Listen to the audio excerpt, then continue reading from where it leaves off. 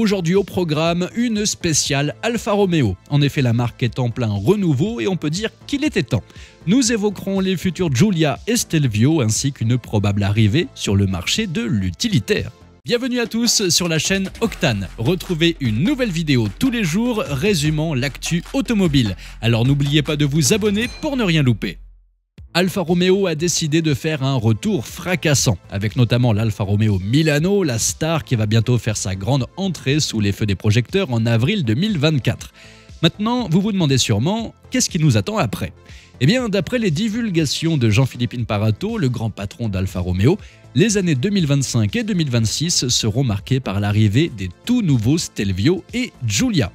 Des bolides 100% électriques qui partageront la même plateforme que le tout nouveau Peugeot 3008, ce qui ne plaît pas spécialement aux passionnés de la marque. Le Stelvio va donc se refaire une beauté en 2025 en conservant globalement les mêmes proportions qu'aujourd'hui, et en 2026, ce sera au tour de la Giulia qui devrait devenir une grosse berline surélevée aux airs de coupé. Des rumeurs circulent concernant la puissance minimale de ces bestioles et devraient atteindre les 350 chevaux. Mais accrochez-vous bien, car les versions quadrifolio pourraient bien vous décoiffer avec des chiffres dépassant les 1000 chevaux. Maintenant, si on parlait utilitaire. Après tout, Alfa Romeo a produit l'Autotutto, une petite merveille qui a connu son heure de gloire à partir de 1954. Alejandro Mesonero Romanos, le cerveau derrière le design chez Alfa Romeo, laisserait entendre que le retour de l'Autotutto n'est pas une idée farfelue.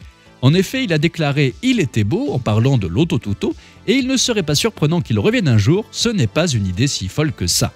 D'un point de vue financier, cela pourrait clairement être un coup gagnant pour Alfa Romeo. Avec la pléthore de déclinaisons utilitaires circulant chez Stellantis, les marges seraient juteuses pour la marque. Maintenant, reste à savoir qui serait le public cible, des artisans amateurs de belles courbes pratiques ? Ça doit bien exister. Et pour couronner le tout chez Alfa Romeo, pourquoi ne pas s'aventurer dans le monde des ludospaces ? Peugeot Rifter, Citroën Berlingo, Fiat Doblo, ils sont tous dans la même famille chez Stellantis. Imaginez donc un ludospace à la sauce premium Alfa Romeo, un peu comme un Mercedes Citane, mais avec ce petit côté italien qui ferait toute la différence. Bref, chez Alfa Romeo, il y a du mouvement, électrique, certes, mais Jean-Philippe Imparato semble bien décidé à renouveler totalement la marque pour la remonter au sommet.